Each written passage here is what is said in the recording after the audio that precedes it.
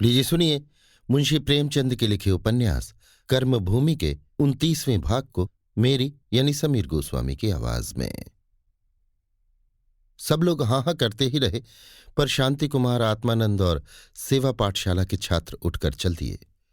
भजन मंडली का मुखिया सेवाश्रम का ब्रजनाथ था, वो भी उनके साथ ही चला गया। उस दिन फिर कथा न हुई। लोगों ने ब्रह्मचारी ही पर आक्षेप करना शुरू किया।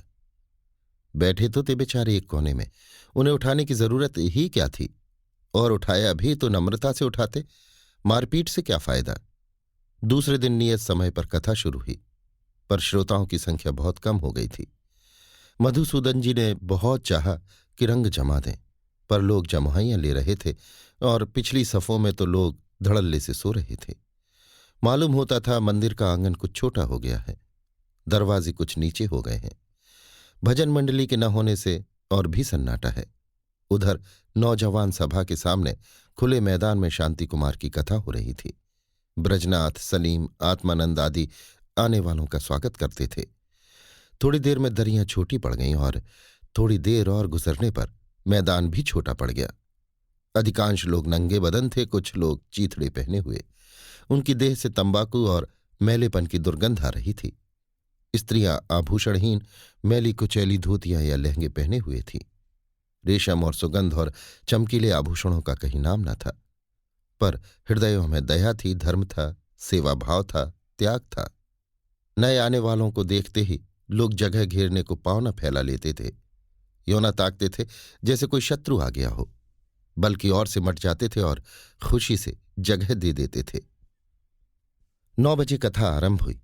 ये देवी देवताओं और अवतारों की कथा न थी, ब्रह्म ऋषियों के तप और तेज का वृतांत न था, क्षत्रियों के शौर्य और दान की गाथा न थी। ये उस पुरुष का पावन चरित्र था जिसके यहाँ मन और कर्म की शुद्धता ही धर्म का मूल तत्व है। वही ऊंचा है जिसका मन शुद्ध है, वही नीचा है जिसका मन अशुद्ध है। जिसने वर्ण का स्वांग रचकर समाज के एक अंग को मदान्ध और दूसरे को म्लेच्छ नहीं बनाया, किसी के लिए उन्नति या उद्धार का द्वार नहीं बंद किया। एक के माथे पर बड़प्पन का तिलक और दूसरे के माथे पर नीचता का कलंक नहीं लगाया। इस चरित्र में आत्मोन्नति का एक सजीव संदेश था, जिसे सुनकर दर्शकों को ऐसा प्रतीत होता था मानो उनकी आत्मा के बंधन खुल गए हैं, संसार पवित्र और सुंदर हो गया है। नैना को भी धर्म के पाखंड से चिढ़ थी। अमरकांत उससे इस विषय पर अक्सर बातें किया करता था।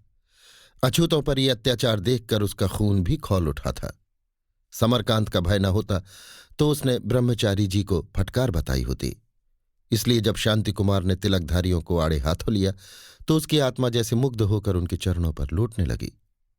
अमरकांत से उनका बखान कितनी ही बार सुन चुकी थी। इस समय उनके प्रति उसके मन में ऐसी श्रद्धा उठी कि जाकर उनसे कहे, तुम धर्म के सच्चे देवता हो, तुम्हें नमस्कार करती हूं। अपने आसपास के आदमियों को क्रोधित देख देख कर उसे भय हो रहा था कि कहीं ये लोग उन पर टूट न पड़े। उसके जी में आता था जाकर डॉक्टर के पास खड़ी हो जाए और उनकी रक्षा करे। जब वो बहुत से आदमियों के साथ चले गए तो उसका चित्त शांत हो गया। वो भी सुखदा के साथ घर चली आई। सुखदा ने रास्ते में कहा, ये दुष्ट आज ना जाने कहां से फट पड़े। उस पर डॉक्टर साहब उल्टे उन्हीं का पक्ष लेकर लड़ने को तैयार हो गए।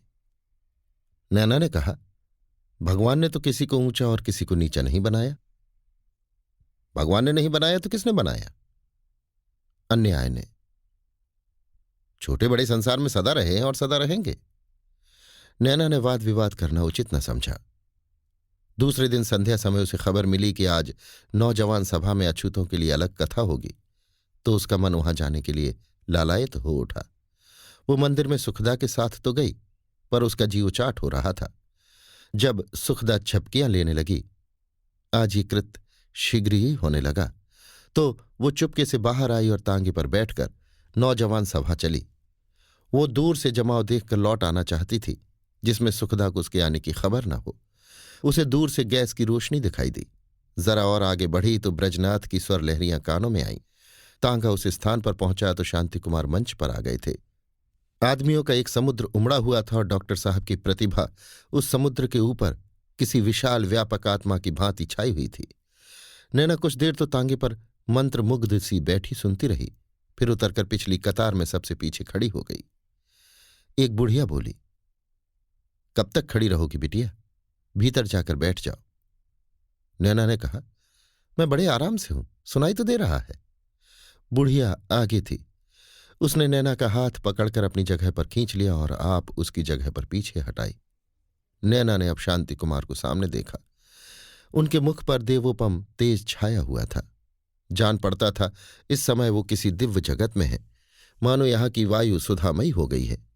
जिन दरिद्र चेहरों पर वो फटकार बरसते देखा करती थी, उन पर आज कितना गर्व था, मानो वे किसी नवीन संपत्ति के स्वामी हो गए हैं। इतनी नम्रता, इतनी भद्रता इन लोगों में उसने कभी न देखी थी। शांति कुमार कह रहे थे, क्या तुम ईश्वर के घर से गुलामी करने का बीड़ा लेकर आए हो? तुम तन मन से दूसरों की सेवा करते हो, पर तुम गुलाम हो। तुम्हारा समाज में कोई स्थान नहीं। तुम समाज की बुनियाद हो। तुम्हारे ही ऊपर समाज खड़ा है, पर तुम अछूत हो। तुम मंदिरों में नहीं जा सकते। ऐसी अनीत इस अभागे देश के सिवा और कहाँ हो सकती है? क्या तुम सदैव इस भांति पतित और दलित बने रहना चाहते हो? एक आवाज आई, हमारा क्या बस है? शांति कुमार ने उत्तेजनापूर्ण स्वर में कहा, तुम्हारा बस उस समय तक कुछ नहीं है जब तक तुम समझते हो कि तुम्हारा बस नहीं है। मंदिर किसी एक आदमी या समुदाय की चीज नहीं है, वो हिंदू मात्र की चीज है। यदि तुम्हें कोई रोकता है तो उसकी जबरदस्ती है। मत टलो उस मंदिर के द्वार से, चाहे तुम्हारे ऊपर गोलियों की वर्षा ही क्यों ना हो। तुम जरा जरा सी बात के पीछे अपना सर्वस्व गंवा देते हो, जान देते हो। ये तो धर्म की बात है, और धर्म हमें जान से प्यारा होता है। धर्म की रक्षा सदा प्राणों से हुई है और प्राणों से होगी। कल की मारधाड़ ने सभी को उत्तेजित कर दिया था। दिन भर उसी विषय की चर्चा होती रही। बारूद तैयार होती रही, उसमें चिंगारी की कसर थी। ये शब्द चिंगारी का काम कर गए। संघ शक्ति ने हिम्मत भी बढ़ा दी। लोगों ने पगड़ियां संभाली, आसन बदले और एक दूसरे की ओर देखा, मानो पूछ रहे हो, चलते हुए अभी सोचना बाकी है, और फिर शांत हो गए।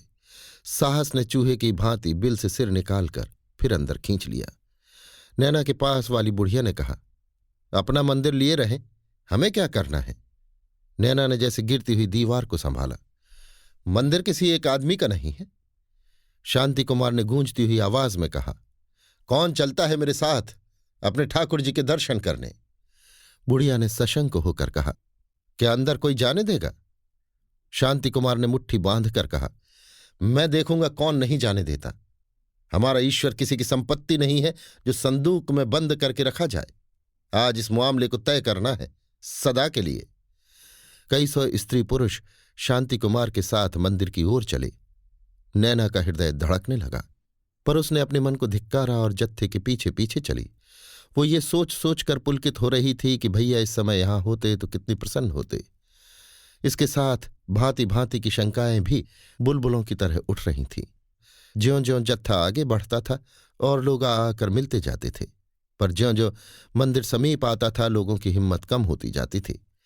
जिस अधिकार से वे सदैव वंचित रहे, उसके लिए उनके मन में कोई तीव्र इच्छा न थी, केवल दुख था, मार का। वो विश्वास जो न्याय ज्ञान से पैदा होता है वहां न था। फिर भी मनुष्यों की संख्या बढ़ती जाती थी। प्राण देने वाले तो बिरले ही थे। समूह की धौंस जमाकर विजय पाने की आशा ही उन्हें बढ़ा रही थी। जत्था मंदिर के सामने पहुंचा तो 10 बज गए थे। ब्रह्मचारी जी कई पुजारियों और पंडों के साथ लाठियां लिए द्वार पर खड़े थे। लाला समरकांत भी पैंतरे बदल रहे थे। नैना को ब्रह्मचारी पर ऐसा क्रोध आ रहा था कि जाकर फटकारे, तुम बड़े धर्मात्मा बने हो, आधी रात तक इसी मंदिर में जुआ खेलते हो, पैसे पैसे पर ईमान बेचते हो, झूठी गवाहियां देते हो, द्वार द्वार भीख मांगते हो, फिर भी तुम धर्म के ठेकेदार हो। तुम्हारे तो स्पर्श से ही देवताओं को कलंक लगता है। वो मन के इस आग्रह को रोक न सकी। पीछे से भीड़ चीरती हुई मंदिर के द्वार को चली आ रही थी कि शांति कुमार की निगाह उस पर पड़ गई। चौंक कर बोले, तुम यहां कहां नैना? मैंने तो समझा था तुम अंदर कथा सुन रही होगी। नैना ने बनावटी रोष से कहा, आपने तो रास्ता रोक रखा है, कैसे जाऊं? शांति कुमार ने भीड़ को सामने से हटाते हुए कहा, मुझे मालूम ना था कि तुम रुकी खड़ी हो। नैना ने जरा ठिठक कर कहा, आप हमारे ठाकुर जी को भ्रष्ट करना चाहते हैं? शांति कुमार उसका विनोद न समझ सके, उदास होकर बोले, क्या तुम्हारा भी यही विचार है नैना? नैना ने और रद्दा जमाया। आप अछूतों को मंदिर में भर देंगे तो देवता भ्रष्ट न होंगे? शांति कुमार ने गंभीर भाव से कहा। मैंने तो समझा था देवता भ्रष्टों को पवित्र करते हैं, खुद भ्रष्ट नहीं होते। सहसा ब्रह्मचारी ने गरज कर कहा, तुम लोग क्या यहां बलवा करने आए हो ठाकुर जी के मंदिर के द्वार पर? एक आदमी ने आगे बढ़कर कहा, हम फौजदारी करने नहीं आए हैं, ठाकुर जी के दर्शन करने आए हैं। समरकांत ने उस आदमी को धक्का देकर कहा, तुम्हारे बाप दादा भी कभी दर्शन करने आए थे कि तुम ही सबसे वीर हो? शांति कुमार ने उस आदमी को संभाल कर कहा, बाप दादों ने जो काम नहीं किया क्या वो पोतों परपोतों के लिए भी वर्जित है लाला जी? बाप दादे तो बिजली और तार का नाम तक नहीं जानते थे, फिर आज इन चीजों का क्यों व्यवहार होता है? विचारों में विकास होता ही रहता है, उसे आप नहीं रोक सकते। समरकांत ने व्यंग से कहा, इसीलिए तुम्हारे विचार में ये विकास हुआ है कि ठाकुर जी की भक्ति छोड़कर उनके द्रोही बन बैठे। शांति कुमार ने प्रतिवाद किया, ठाकुर जी का द्रोही मैं नहीं हूं, द्रोही वो हैं जो उनके भक्तों को उनकी पूजा नहीं करने देते। क्या ये लोग हिंदू संस्कारों को नहीं मानते? फिर आपने मंदिर का द्वार क्यों बंद कर रखा है? ब्रह्मचारी ने आंखें निकालकर कहा, जो लोग मांस मदिरा खाते हैं, निषिद्ध कर्म करते हैं, उन्हें मंदिर में नहीं आने दिया जा सकता। शांति कुमार ने शांत भाव से जवाब दिया, मांस मदिरा तो बहुत से ब्राह्मण क्षत्रिय वैश्य भी खाते हैं, आप उन्हें क्यों नहीं रोकते? भंग तो प्रायः सभी पीते हैं, फिर वे क्यों यहां आचार्य और पुजारी बने हुए हैं? समरकांत ने डंडा संभाल कर कहा, ये सब यो न मानेंगे, इन्हें डंडों से भगाना पड़ेगा। जरा थाने में जाकर इत्तला कर दो कि ये लोग फौजदारी करने आए हैं। इस वक्त तक बहुत से पंडे पुजारी जमा हो गए थे। सबके सब लाठियों के कुंदों से भीड़ हटाने लगे। लोगों में भगदड़ पड़ गई, कोई पूरब भागा, कोई पश्चिम।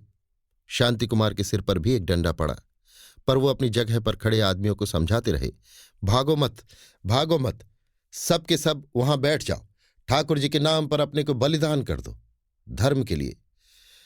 पर दूसरी लाठी सिर पर इतने जोर से पड़ी कि पूरी बात भी मुंह से न निकल पाई और वो गिर पड़े। संभल कर फिर उठना चाहते थे कि ताबड़तोड़ कई लाठियां पड़ गईं, यहां तक कि वो बेहोश हो गए। अभी आप सुन रहे थे मुंशी प्रेमचंद के लिखे उपन्यास कर्मभूमि के 29वें भाग को मेरी यानी समीर गोस्वामी की आवाज में।